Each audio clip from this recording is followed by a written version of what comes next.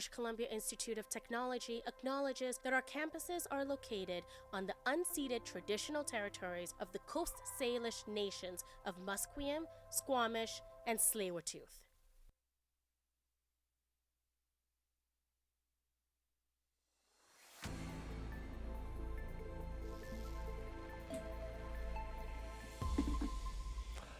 Welcome into your 2 o'clock news update. I'm your host, Elijah Ford.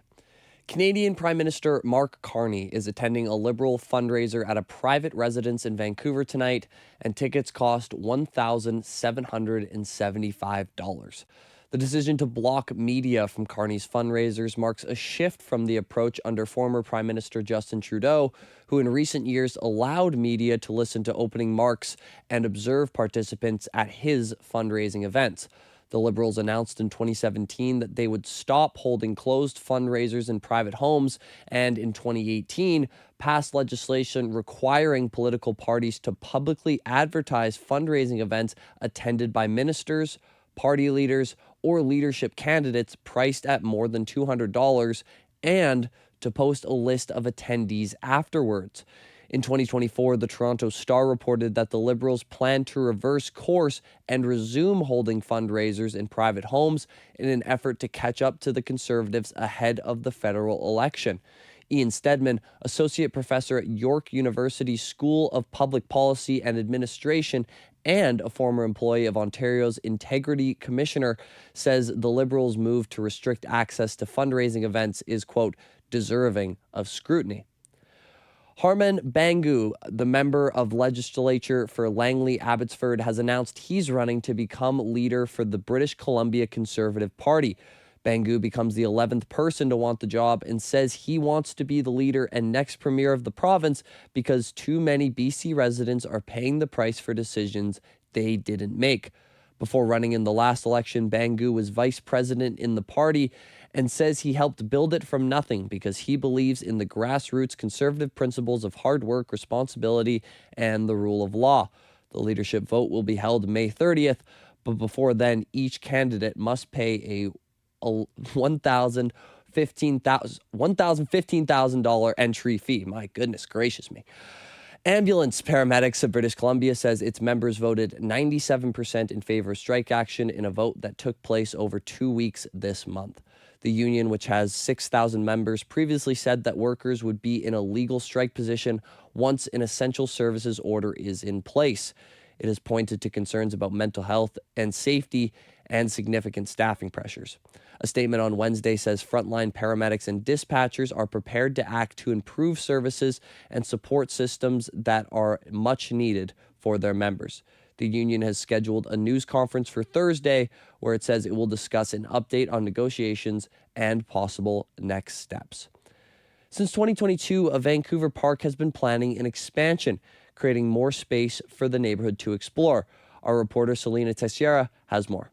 After 4 years of conceptual planning, the W.C. Shelley's Park expansion is on its way.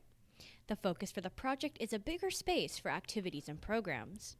Protecting mature trees in the process, the East Vancouver Park is planning to implement a new off-leash area for dogs, food and culture garden, playground development, and a rain garden to filter water overflow during rainy months. With development on its way and expecting completion in 2027, Vancouverites can expect more space for activities and growth in the community. Selena Teixeira, BCIT News. Sticking with local locations, Canada's only cat sanctuary is in need of support. Our reporter Keone Mo has more on the story. The Richmond Animal Protection Society is in need of volunteers after taking in more than 30 cats from a hoarding situation. RAPS operates a cat sanctuary in Richmond where they rescue, foster, and house cats. This is the only cat sanctuary in all of Canada. The sanctuary allows the cats to free roam and are predominantly cared for by volunteers. With 470 cats on the premises now, the cat sanctuary is looking for more helping hands, according to Assistant Manager Louise Paris. If someone wants to, dedicate a morning cleaning after the cats or just a couple of hours, get in contact because we're always looking for people, especially during the week. The sanctuary welcomes the public on Sundays, where one can potentially add a new member to their family. Keone Mo, BCIT News. Also in Vancouver, extreme weather response shelters are becoming open. Reporter Leah Warren has more on how the shelters help homeless people stay warm in winter conditions. Snow is falling in Vancouver and temperatures are below freezing. For those without a home, this weather means seeking shelter from it. According to the Homelessness Services Association of BC, unsheltered homelessness in Metro Vancouver rose by 30% between 2023 and 2025, highlighting the need for spaces for people to go in inclement weather. Extreme weather response shelters provide a safe place for people to stay overnight when needing to get away from the elements. Some provide meals, have showers, and allow pets to stay. There are 23 weather response shelters open in the Lower Mainland today. To find a shelter near you, dial 211 on your phone. Leah Warren, BCIT News. McDonald's Canada has announced a meal collaboration with Toronto rapper Drake's brand OVO, which is expected to be launched across the country. This what I'ma do till it's over, but it's far from over. The OVO partnership targets late-night sales, featuring a night Sprite with blue raspberry syrup dolled in their signature black paper cup with the golden OVO owl on it. The full meal includes a junior chicken or a McDouble paired with the poutine, also sold at lunch and dinner. The meal was teased with cryptic posters bearing only the OVO and McDonald's branding last week, but was quietly released with no further marketing from either brand on Tuesday. Naira Ahmed, The Canadian Press. Now looking below the 49th parallel, Democrats say they are escalating an investigation into U.S. President Donald Trump's threat to stall the opening of the Gordie Howe International Bridge. Democrats allege President Donald Trump's social media post last week came hours after Commerce Secretary Howard Lutnick met with the billionaire owner of a competing bridge. The Gordie Howe Bridge has for decades faced massive pushback from the Maroon family, which privately owns the rival Ambassador Bridge and is a major Republican donor. Representative Robert Garcia and other Democrats launched the probe last week, demanding details of Lutnick's meetings and correspondence with members of the Maroon family. In a letter to Matthew Maroon today, Democrats are also demanding he provide details and information regarding that meeting. Kelly Malone, The Canadian Press, Washington. Sticking with the U.S., there is still a lot of daylight between Democrats and the White House regarding funding for Homeland Security that would end a partial government shutdown. Democrats say they want certain reforms made to the department regarding the tactics ICE is using during immigration operations, like banning their face masks and requiring a judicial warrant during an arrest. The White House has indicated that some of those demands are non-starters, but they have given no specifics. President Trump had said that he is willing to meet with Democrats, but White House Press Secretary Caroline Leavitt says that hasn't happened yet. Not to my knowledge, he hasn't had any direct conversation or correspondence with Democrat lawmakers recently. It doesn't mean he's not willing to. I'm just not aware of any conversations that have taken place. I do know the White House and the president's representatives have been in direct conversations with both Democrats and Republicans. Moving on to sports, Team Canada's men's Olympic hockey team has taken down Team Czechia 4-3 in overtime of the quarterfinals in one of the most exciting games we have ever seen in the Olympics. An opening goal by North Vancouver's Macklin Celebrini off a Connor McDavid assist opened the scoring. The Czechs rallied back very soon after, though, with goals by Lucas Sedlak and David Pasternak, which gave Canada its first deficit of the tournament and first international deficit since 2010. Facing that adversity, Canada came out flying in the second period, securing 9 more shots on goal than the Czechs during that frame, including a shot by Nathan McKinnon on the power play, which tied the game at 2-2. The story of the second period, however, was team captain Sidney Crosby leaving the game with an apparent lower body injury. Crosby did not return to the game and will receive an MRI later today.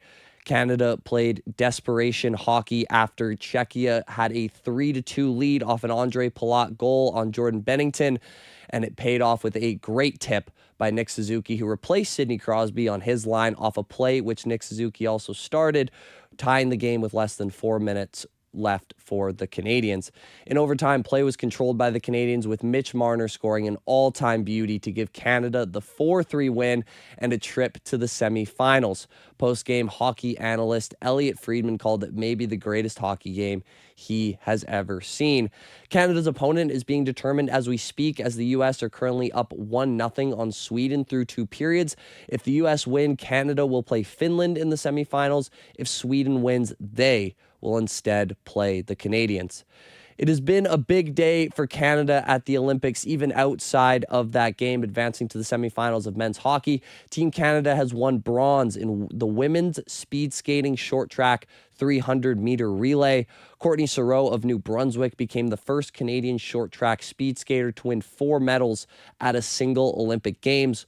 Also in speed skating, Quebec's Stephen Dubois has won Canada's 4th gold medal of these Olympic Games with a big win in the men's 500-meter event. He took the lead from the very start and never relinquished it to win his 5th career Olympic medal. These 2 wins push Canada's overall medal count to 14.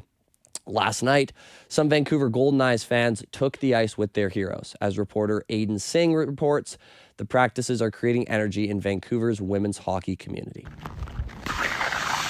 The Vancouver Golden Knights are hosting adult skill sessions for fans, giving them a chance to practice with a player and a coach. The team calls it training, but most skaters say the clinics are more about connecting with the community and having fun. Gwen Rehnquist Lemieux skated in last night's session. She says her and many others have worked hard to earn this space for the community. I've been an advocate for obtaining ice time for girls hockey since the 80s. So I've spent a lot of my adult life trying to secure ice for girls so that they can have their own space as well as be able to play with other girls. The program runs for 3 weeks, every Tuesday and Wednesday night. Aiden Singh, BCIT News.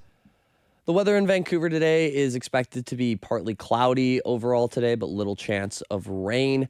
We are expected to see a high of 4 and a low of -1 throughout the day today. The rest of the week is anticipated to be clear until Sunday, where we are expected to see a few drops of rain. Throughout the week, clouds are expected apart from Thursday, where skies should be clear. Thank you for tuning in to our 2 o'clock news update. I've been Elijah Ford for BCIT's The Crow.